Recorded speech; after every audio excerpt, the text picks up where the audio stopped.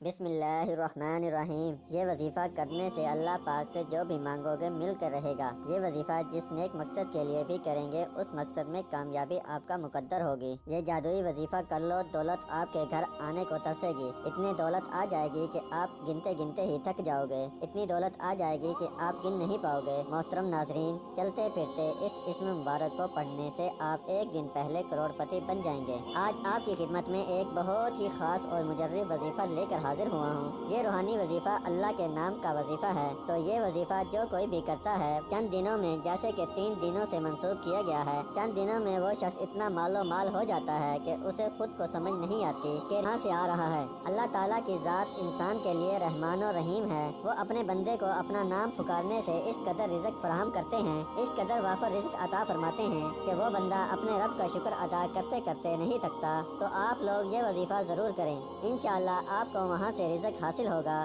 جہاں سے آپ نے کبھی گمان بھی نہ کیا ہوگا۔ تو آپ کو میں آج کا یہ وظیفہ بتاؤں گا۔ اللہ تعالیٰ کے مبارک نام کا وظیفہ کرنے کے ساتھ ساتھ ہمیں 5 وقت نماز بھی پڑھنی چاہیے، کیونکہ وظیفے کے ساتھ جو عبادت ہوتی ہے وہ بھی بہت زیادہ ضروری ہے۔ خاص کر عبادت کے بعد جو دعا مانگی جاتی ہے اس دعا کی ایک الگ ہی بات ہے کہ اللہ تعالیٰ کی عظیم رحمتوں کے باوجود گناہ کی اس حال میں رحم کرتا ہے، اس کو یاد کرتا ہے، ہر وقت شرمندہ ہے، ہر وقت شرمندہ ہوتے رہنا چاہیے۔ اور جس کے لیے دعا کے دروازے کھلتے ہیں، حاجت قبولیت کے دروازے بھی کھل جاتے ہیں۔ رسول پاک صلی اللہ علیہ وسلم فرماتے ہیں، اللہ تعالیٰ نے اس اسم مبارک پر ایک فرشتہ مقرر فرمایا ہے، جو شخص اسے 3 بار کہتا ہے فرشتہ ندا کرتا ہے، مانگ کے تیری طرف متوجہ ہوں۔ قرآن مجید میں اس لفظ کو ذکر کر کے اس کے بعد اشارہ فرمایا کہ ان کی دعا قبول کی۔ ان کے رب نے حضرت امام جعفر صادق رضی اللہ تعالیٰ عنہ سے منقول ہے کہ جو شخص اس وقت 5 بار یا ربنا کہے، اللہ تعالیٰ اسے اس چیز سے جس کا خوف رکھتا ہے ایمان بخشے اور جو چیز چاہتا ہے عطا فرمائے۔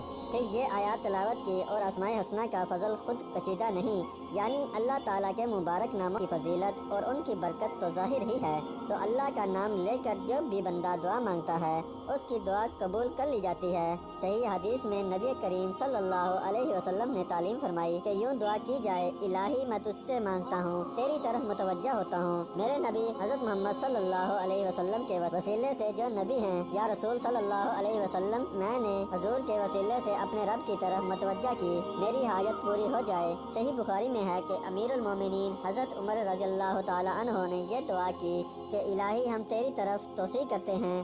نبی صلی اللہ علیہ وسلم کے چاچا حضرت عباس رضی اللہ تعالیٰ عنہ کے جو نیک بندے ہوتے ہیں ان کے وسیلے سے بھی دعا مانگے تو وہ دعا قبول کرے۔ غوث رضی اللہ تعالیٰ عنہ فرماتے ہیں کہ جو کسی تکلیف میں دعا مانگے وہ تکلیف دور ہو جاتی ہے، اور جو کسی سختی میں میرا نام پکارے وہ سختی دور ہو جائے گی۔ جو کسی حاجت سے وسیلہ کرے مجھے وہ حاجت روا ہو۔ اور فرماتے ہیں کہ جب تم اللہ تعالیٰ سے سوال کرو تم میرے وسیلے سے مانگو، تمہاری مراد پوری ہو جائے گی۔ اور اللہ تعالیٰ سے دن رات مانگو، ہتھیلیاں پھیلا کر مانگو۔ تو جو شخص انتہائی عاجزی انکساری سے ہتھیلیوں کو اللہ کی بارگاہ میں جب سب سو رہے ہوں اور وہ سجدہ ریز ہو تو اللہ تعالیٰ سے مانگتا ہے تو اللہ تعالیٰ اس پر رحمتوں کے دروازے کھول دیتا ہے، اس پر نیکیوں کے دروازے اس لیے کھول دیتا ہے، اسے اس قدر رزق عطا فرماتا ہے کہ وہ بندہ خود حیران ہو جاتا ہے کہ مجھے کہاں سے اتنا رزق، اتنی فضیلتیں، اتنی برکتیں مجھے آخر کہاں سے ہو گئی ہیں۔ اور جو بہنیں بھائی اکثر پریشان رہتے ہیں، قرضوں میں جکڑے ہوئے ہیں، پریشانیوں میں جکڑے ہوئے ہیں،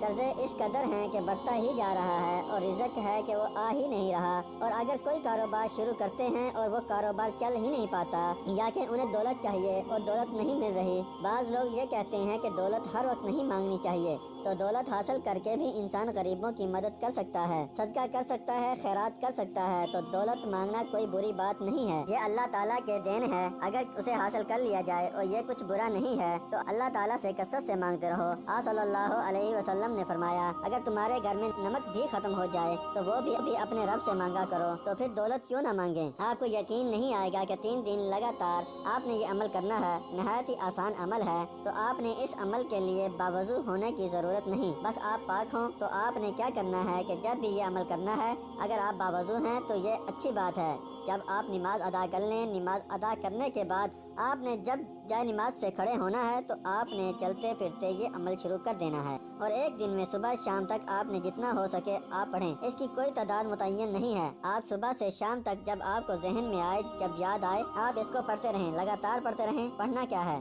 آپ نے پڑھنا ہے بسم اللہ الرحمن الرحیم، یہ آپ نے لگاتار پڑھنا ہے، یا اللہ یا وہاب یا رزاق۔ اور جب بھی آپ نے یہ شروع کرنا ہے اس کے اول و آخر میں 11 مرتبہ درود پاک پڑھ لینا ہے۔ اور میں نے آپ کو جیسے کہ پہلے بھی بتایا، اس کی کوئی خاص حد نہیں ہے، اتنا ہی پڑھنا ہے۔ صبح سے شام تک جس قدر ہو سکے اپنے ہاتھ پر پڑھ لیں، اور کوشش کریں کہ زیادہ سے زیادہ اس اسم کو پڑھتے رہیں۔ آپ دیکھیں گے کہ اس اسم کی ایسی برکات ظاہر ہوں گی، 3 دن کے عمل سے آپ کروڑ پتی بن جائیں گے۔ اللہ کے حکم سے آپ نے یہ کرنا ہے کہ آپ کے ہاتھ میں پیسہ آ جائے تو سب سے پہلے اس رزق میں آدھا جو بھی برکت آئے گی وہ اپنے کسی غریب محتاج کو صدقہ کر دینا۔ انشاءاللہ اس صدقے کی برکت سے اللہ تعالیٰ آپ کو اور زیادہ عطا فرمائیں گے۔ صدقہ خیرات نکالنا، ایک فقیر کو 1 روپیہ اگر آپ دو گے تو اللہ تعالیٰ آپ کو 10 گنا زیادہ عطا بارگاہ میں کہ میرا سنانا اور آپ کا سننا اپنی بارگاہ الہی میں قبول و منظور فرمائے۔ آمین ثم آمین۔ اللہ حافظ۔